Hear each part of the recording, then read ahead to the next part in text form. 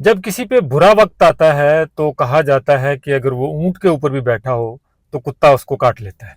अब ऊंट कितना ऊंचा होता है और कुत्ता जमीन पे होता है, लेकिन जब बुरा वक्त चल रहा हो तो कहते हैं कि कुत्ता भी एक ऊंट पे बैठे शख्स को काट लेता है। ये बुरा वक्त किसका है, क्यों है, कैसे है, आज की वीडियो में मैं आपको ये बताऊंगा। और इसके साथ साथ जो है, आज भी हमारे पास हिंदुस्तान से बहुत सी एक्सक्लूसिव किस्म का कंटेंट है। तो मैं हूं जब्बार चौधरी और आप देख रहे हैं फैक्ट्स विद जेसी। मुनासिब समझे तो चैनल को सब्सक्राइब कर लीजिए।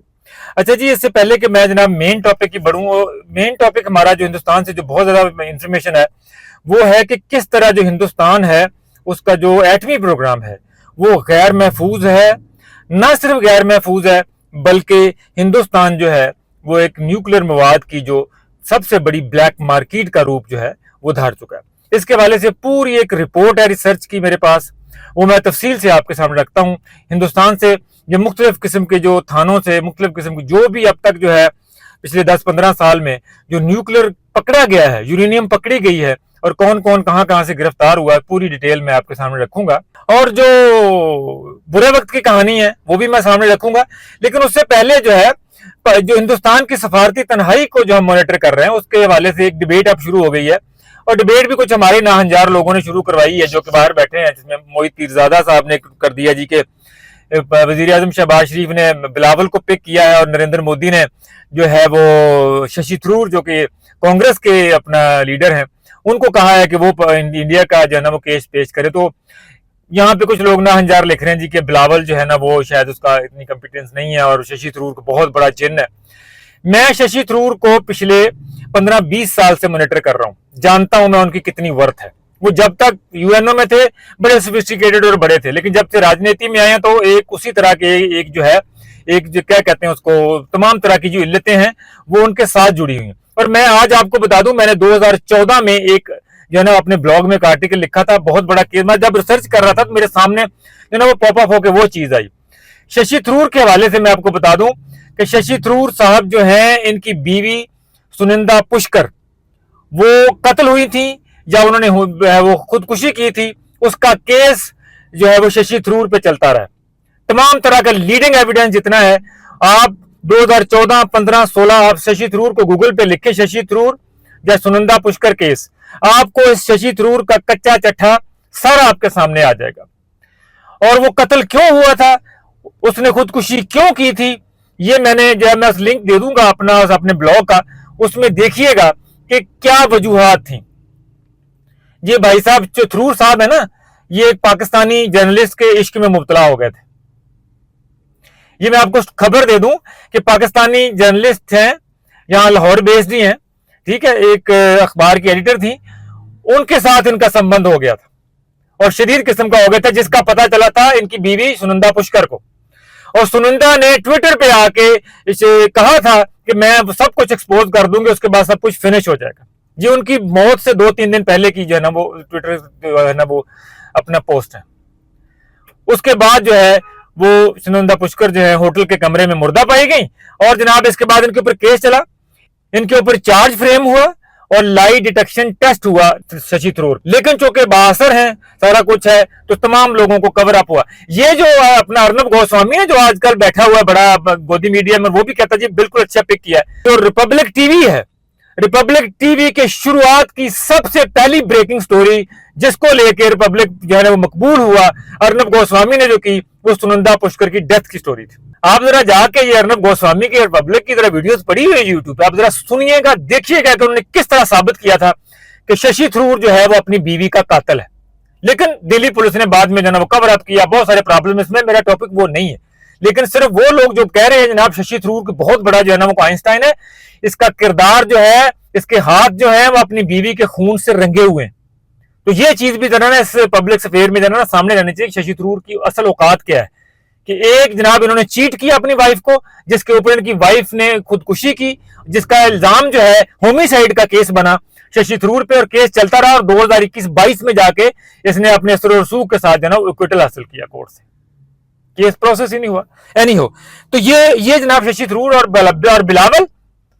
बिलावल की कंपिटेंसी, बिलावल का जो एज ए बतौर वजीर खारजा पाकिस्तान का केस प्रोजेक्ट करना, सब जानते हैं। और हिंदुस्तान का केस शशि थरूर लड़ ले या खुद कोई भी लड़ ले, ठीक है, उसने नाकाम ही होना है। क्योंकि सबसे पहले जब भी शशि थरूर यहां पे जाके बात करेगा तो आगे से जो बात आएगी कि पाकिस्तान ने आपको पहलगाम के ऊपर जब इन्वेस्टिगेशन की पेशकश की थी तो आपने क्यों कबूल नहीं की। जी ऐसा केस है, ये लॉस्ट केस है। लेकिन चूंकि अब सियासत करनी है तो जनाब उन्होंने वो डाल दिया जी कि वो करेंगे वो करेंगे। पाकिस्तान का केस ऑलरेडी स्ट्रांग है और पूरी दुनिया पाकिस्तान के केस को जानती है और वो साथ खड़ी। तो ये मेरा केस है ही नहीं, ये पाकिस्तान का जीता हुआ केस है। अब आते हैं जनाब कि हिंदुस्तान का जो है ना वो बुरा वक्त आया हुआ है। एक अहम खबर मैं आपको दे दूं कि कल सुबह अतवार वाले दिन हिंदुस्तान ने, क्योंकि बुरा वक्त चल रहा था लेकिन उन्होंने कहा शायद कोई इसमें से कोई सार सती खत्म हो जाए, लेकिन खास सार सती खत्म होने वाली है नहीं। हिंदुस्तान का एक जो सैटेलाइट लॉन्च था कल वो भी गिर गया, कल वो भी नाकाम हो गया। ये जनाब पोलर सैटेलाइट लॉन्च व्हीकल है PSLV-C61।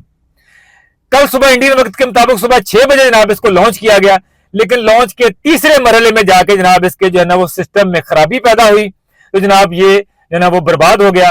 और इसरो ने जनाब ये फौरी तौर पे जो है मिशन इसको रोक दिया और उसके ऊपर जो है उन्होंने स्टेटमेंट भी जारी किया और माजरत भी की।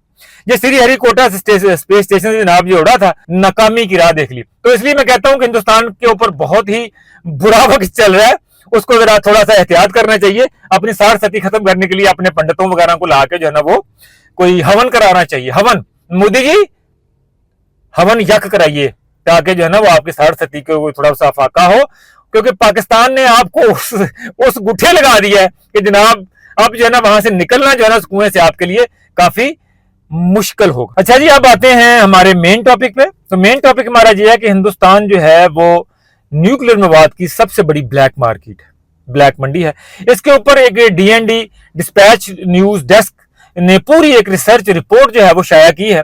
DND के जो चीफ एडिटर हैं आगा इकरार हारून साहब, उन्होंने एक बड़ी थारोली इन्वेस्टिगेशन करके जो है ना हमारे सामने रखा है। Event by event, date by days जो है वो उन्होंने जनाब इसका पूरा जो है ना वो कच्चा चिट्ठा खोला है। मैं उस रिपोर्ट का लिंक भी जो है डिस्क्रिप्शन में दे दूंगा, तो आप उसको वहां से भी देख लेते। लेकिन मैं आपके लिए मोटे मोटे 4 पॉइंट जो है ना वो जिक्र कर दूं। क्यों, अभी हाल ही में जो उनके जो वजीर दिफा है राजनाथ, उन्होंने इल्जाम लगाया जी कि शायद उन्होंने जब हमला किया था तो जनाब पाकिस्तान के न्यूक्लियर पे भी साइट पे भी कोई अटैक किया। ये एक फेक न्यूज, एक झूठ साबित हुआ, क्योंकि उससे अगले दिन ही IAEA ने पूरा इसका रिबटल जारी कर दिया कि पाकिस्तान के तमाम एटमी एसेट जो हैं वो महफूज हैं, कोई ऐसा वकुआ हुआ ही नहीं है। और पाकिस्तान की तरफ से भी इसकी तरदीद आई है। लेकिन ये जो हिंदुस्तान का जो ट्रिगर किया है जनाब इसके बाद कि हिंदुस्तान की अपना जो प्रोग्राम है वो कितना गैर महफूज है। मैं आपको बता दूं कि जो न्यूक्लियर थ्रेट इनिशिएटिव है ये एक थिंक टैंक है जो कि दुनिया भर में जो एटमी प्रोग्राम्स हैं उन पर नजर रखता है। उसकी रिपोर्ट अगर आप पढ़ें तो उसमें जो हिंदुस्तान का जो न्यूक्लियर जो अपना इनका प्रोग्राम है उसको सबसे कम जो है वो नंबर दिए गए हैं। सबसे कम यानी कि कमजोर तरीन सिक्योरिटी जो है वो इंडिया के जो अपना न्यूक्लियर प्रोग्राम की है। $100 मिलियन की हाल ही में जो है ना वहां पर जो है ना वो यूरेनियम पकड़ी गई है। 5 अफराद जो है उसमें गिरफ्तार किए गए हैं। ठीक है जी, भाभा एटॉमिक जो रिसर्च सेंटर है उससे ये यूरेनियम जो है वो चुराई गई थी। ये मुख्तलिफ किस्म के अपना जो है ना वाकयात आपको हिंदुस्तान में, आप अखबारात पढ़ें तो आपको मिल जाएंगे कि किस तरह जो है वो हिंदुस्तान के जो एटमी सेंटर्स हैं वहां से यूरेनियम चुराई जाती है। अब ये यूरेनियम चुराई तो नहीं जा सकती, जाहिर है जो वहां पर अंदर बैठे हुए हैं, रिश्वत करप्शन का गढ़ है, वहां से अंदर अबेटिंग होती है और ये जनाब ब्लैक मार्केट के अंदर से बाहर से जो चोरी डकैती है उनके जो है ना उनको अपना यूरेनियम सप्लाई करते हैं, वो जनाब ब्लैक मार्केट में बेचते हैं। हमारे यहाँ जैसे चोरों डाकुओं से लूटे अपना छीने हुए मोटरसाइकिल और मोबाइल फोन मिलते हैं ना, हिंदुस्तान में इस तरह जो है वो छीनी हुई चुराई हुई यूरेनियम और एटमी मवाद मिलता है। मैं आपको इंसिडेंट पढ़ के सुना देता हूं।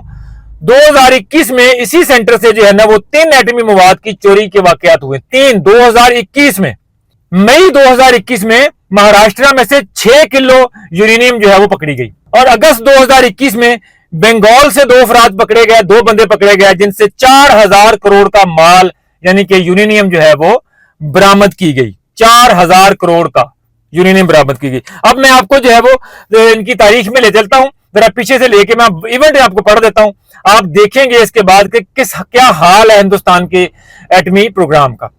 जून 1998 a federal politician was arrested near West Bengal border with 100 kilograms of uranium.